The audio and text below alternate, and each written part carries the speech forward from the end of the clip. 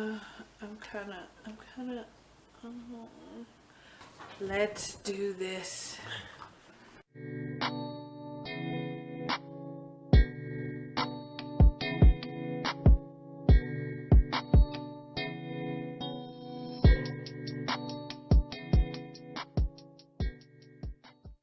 So, hello everybody.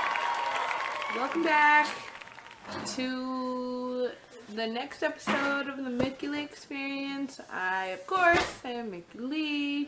Let me go ahead and let you guys know that my husband is a wonderful cook. And so he is right now throwing down in the kitchen. And you'll hear the door slamming and pots and water and frying and all that kind of stuff. So I'm just warning you now. Sorry. So I wanted to go ahead and record this video about part 2 of my story about my heart, my open heart surgery that I had. So I will try and pick up where I left off, and so here goes. Before I get into this video, don't forget to like, subscribe, share, turn on your notifications so that you can see every time I upload a video. And seeing as this is part 2, go ahead and go back and watch part 1 so that you could just catch up and understand the full scenario of the surgery. So I got admitted. The doctor wanted to do some further testing.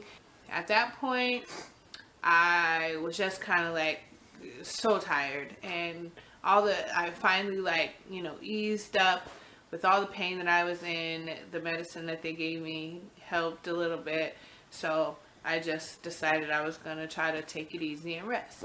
When I got to the floor I was on, of course you get a new doctor, because in the emergency room you have the emergency room doctor, and when you're admitted you see the doctor on that floor. Seeing that doctor first thing, like the next morning, it was a lady. I wish I knew her name. I knew her name. I don't remember. I remember what she looks like, but her fake name will be Doctor. Just Doctor. She, you know, looked over the test results that I had taken in the emergency room when I got there, and she was, you know, looking at them and saying, and what she told me was, this is not my specialty, but it's not looking good. I have an idea for what I think it is, but I'm gonna send it to a couple of doctors and have them review your test results, and then we'll go from there. And so, mind you now, with being admitted to the floor, they decided that they wanted to do an IV. I am a hard stick. When I say that is when people go to draw my blood, my veins decide, not today, Jack, and they roll.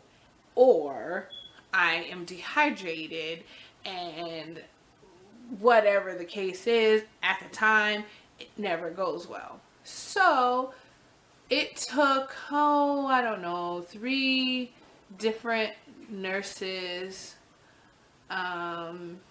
one of the techs to bring up an ultrasound machine, and all these other little tricks that they tried, and I think they stuck me maybe 15 times. I'm so bruised up, but but eventually they got, you know, the IV going. And I had to do a CT with contrast, where, you know, they put dye to see, you know, when they insert it, to, you know, just to have something to play off of. So with that, they the doctor on the floor that I had, she sent off the information to a couple of doctors. So, and then, you know, my husband had came back the next morning, and we were just kind of sitting there waiting for information. The doctor said, well, it's what I thought it was, and it's not looking good. I sent the information to 2 separate doctors and had them take a look at it. So we need to figure out where to send you, because what I'm seeing, it needs to be repaired. And I'm hearing what she's saying. I'm hearing it, but it's not registering. It's just not registering. I don't know how else to explain it. It was kind of like, okay, I've had surgery before. Okay. So, started making some phone calls, calling my family, letting them know, like, hey, gotta have a surgery. And I'm just kind of like, gotta have a surgery. And, you know, it just wasn't registering. And I think that is a testament to the doctor, because for looking back in retrospect, I think maybe, if she put it in the proper perspective, that, like, you know how, if she just was a little bit more, you know, like, look, I think I might have panicked and overreacted and made things worse. She just put the proper sprinkle on her news to let me know, yeah, this needs to be done, but, you know, everything's gonna work out. And you know, I was just kind of like, okay, all right. You need a surgery. There are 2 doctors, one to the south and one to the north. And so I'm sending, you know, the information to both doctors, and let's get their feedback. One doctor was like, no, thank you. No. The other doctor was like, got this. Know exactly what she needs. But you need to be here within 5 hours. Well, I was 5 hours away. And so when the doctor, she went and was working with him, because the issue was, now I need to get there. And so when the doctor was saying 5 hours, was basically putting a timeline on how much time he was thinking I would live with this condition, which is, I had a tear in my heart. And I also have a leaky valve that I've, you know, with the congestive heart failure, it's just that was the leaky valve, but I also had a tear in my heart. He was giving it 5 hours. So the doctor that was on the floor at the current hospital was suggesting that I be flight for life to the other doctor for the surgery to be performed. I was going to need an emergency surgery. But at the time, the weather was bad. It was foggy. And the flight for life pilots were saying, there's no way we can land with that fog. You know, she's working this out behind the scenes. She's like, okay, how about we get her an ambulance, we drive her 2 hours where the fog is better, they pick her up with the flight for life, fly her to the hospital, be about an hour and a half, so she's there within the time, do the surgery. The doctor that was taking me said, sold. And I'm still like, And so when she came to tell me that news, I'm like, I don't want a surgery. I don't want no heart surgery. And I'm just really concerned about recovering, not the seriousness of, this could kill me. Like, within 5 hours, because that's all I was given was 5 hours. So I'm just like, I want to deal with this recovery. So at the time, it was basketball season for my boys, my 2 sons, and you know, I'm like, okay, I'm not gonna, they know this is business as usual for my family. I'm just, you know, been in the hospital before, so they just kind of knew.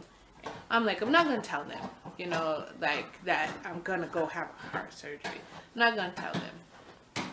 And so But I was telling my daughter's my rock. She's just, I don't know, she's been through almost all of my appointments with me. She comes and everything. So I thought I'd call her on the little video and just tell her and just, you know, just so she would know. And then she could tell the boys a little later, because I want to say like the next day, because we're on Monday night.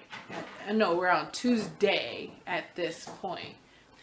And they have a game. They have the games Tuesdays and Fridays. So I just was going to call my daughter. And she starts crying.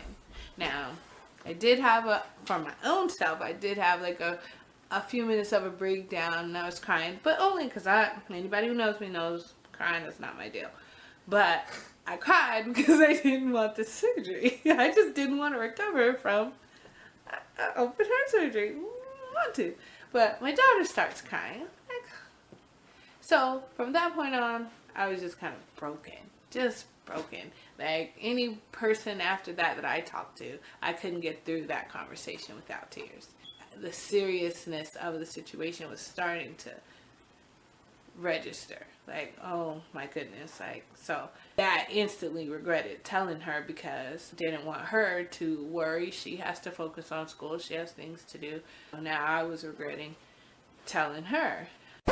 Hey guys, pardon this interruption, but this video is long. So we're going to now make it into 3 parts. I want to go ahead and ask you again to like, subscribe, share, turn on your notifications, and also if you have any questions or experiences that you'd like to share, go ahead and put that in the comment section.